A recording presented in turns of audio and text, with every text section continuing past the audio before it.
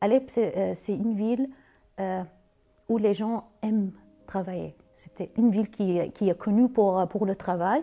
Et le travail, ils sont très courageux et ils adorent leur travail.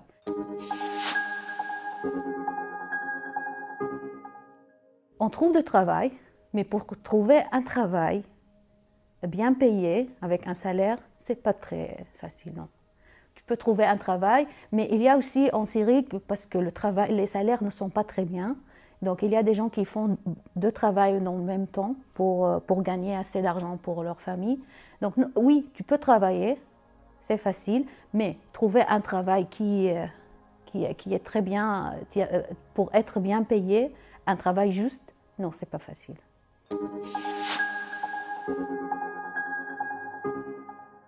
En Syrie, les gens suivent la même façon dans tout le monde. Mais moi, quand j'étais en Syrie, c'était différent. On fait concours. Parce que moi, par exemple, pour devenir prof titulaire, il fallait que je passe le concours. Et donc, mais il n'y avait pas besoin d'avoir CV, lettre de motivation, non. J'ai mis mon diplôme, je passe le concours, et voilà. Il y a des entreprises aussi en Syrie. Les entreprises privées, ils ont fait la même chose avant. Il y avait, comme on dit, c'était obligatoire de donner le CV, mais la lettre de motivation, non, je ne pense pas. C'est l'entretien. Il y a en fait deux façons. Comme je t'ai dit, il y a le meilleur pour les gens, c'est le médecin, ingénieur, avocat un peu moins. Et si tu as ce diplôme, c'est très bien. Informatique aussi, c'est très important. Mais si tu n'es pas très bien à l'école, tu peux trouver autre façon de vivre. Tu peux faire des choses professionnelles comme en France. Mais c'est pas là, je trouve qu'il y a les BTS. Chez nous, il y a BTS, il y a le lycée professionnel, mais ce n'est pas obligatoire pour travailler dans des métiers professionnels. Tu peux apprendre ça d'autres personnes qui sont là. Tu fais de stages, tu fais de formation chez les personnes et après tu deviens expert et tu peux ouvrir ton travail. Mais chez nous, il y a aussi quelque chose qui n'existe pas en France, qui est le travail, comment on dit, le petit magasin. Beaucoup de gens ont de petits magasins ça coûte pas cher. Ils peuvent acheter un petit magasin, font leur métier, leur travail. Pour avancer dans ton travail, il faut de réseau. Il faut connaître le président de l'entreprise, il faut connaître des gens, je ne sais pas, pour t'aider à avancer. Ça, c'est un peu, oui. Et donc, tu ne vois pas l'égalité d'opportunités pour tout le monde. Si tu connais des gens, tu avances dans la vie. Si tu ne connais pas, tu restes pauvre. Chez nous, si tu es nul et tu as des réseaux, tu avances dans la vie. C'est ça. Donc, là, même si tu as des réseaux, mais si tu ne travailles pas, tu n'es pas très bien dans ton métier, tu n'avances pas, même avec le réseau. Mais chez nous, non, malheureusement. Oui, ils signent. Mais pas tous les détails. Ils ne sont pas là dans le contrat. Le contrat, le travail, quand on commence, je pense le salaire, tout ça, tu signes un contrat. Oui, et c'est très important. On ne peut pas travailler sans contrat. Mais par rapport aux détails, c'est plutôt entre l'employeur et l'employé.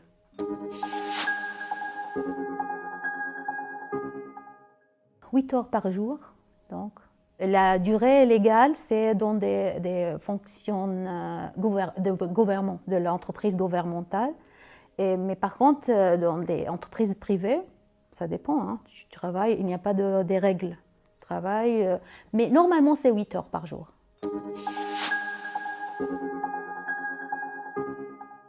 Vendredi, samedi, c'est le week-end. Chez nous, c'est parce que vendredi, c'est le jour où les musulmans vont à la mosquée. Et donc pour ça, et ils vont pas faire dimanche parce qu'il y a les minorités, pas la majorité sont musulmans. Donc le jour pour le musulman, c'est le vendredi. Donc vendredi, samedi.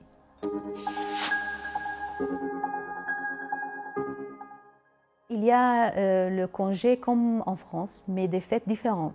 Des fêtes, par exemple, on a le fête de Ramadan. Il s'appelle Eid al-Fitr. On a aussi la fête de Eid al-Adha. Eid al-Fitr, Ramadan, c'est 3 jours. Eid al-Adha, 4 jours de congé. Et après, on a le Noël. Pour le Noël, on a 1 jour. Et pour aussi le Pâques, on a un jour. Et il y a aussi pour les écoles, il y a des vacances d'hiver, que de vacances, et avec des congés. Et pour les fonctionnaires, ils ont le droit d'1 mois de congés payés par an.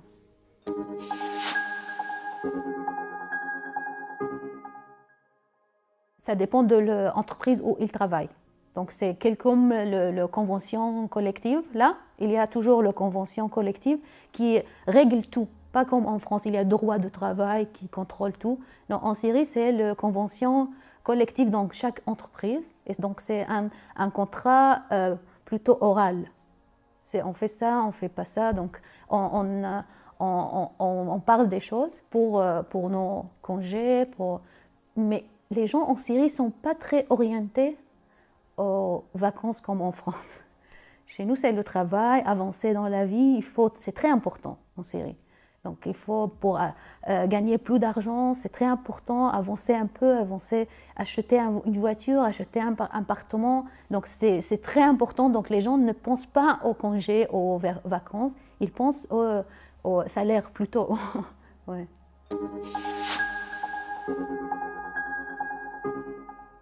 Avant la guerre, par exemple, un fonctionnaire gagne 400 € par mois.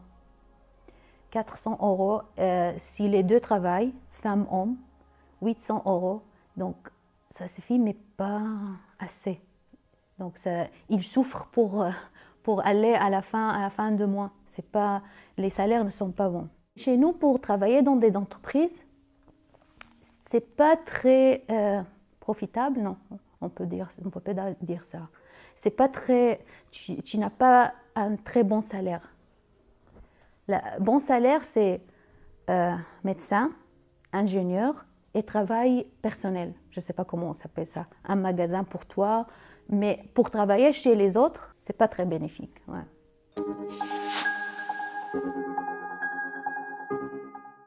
Si tu n'as pas de travail, tu n'y as rien. Personne ne te paye rien parce que c'est pas. Non, on n'a pas ce. Non. Une autre façon de vivre, c'est les parents sont responsables pour leurs enfants quand ils sont jeunes. Après, les enfants deviennent responsables pour leurs parents. C'est ça parce que leur retraite, ça ne suffit pas.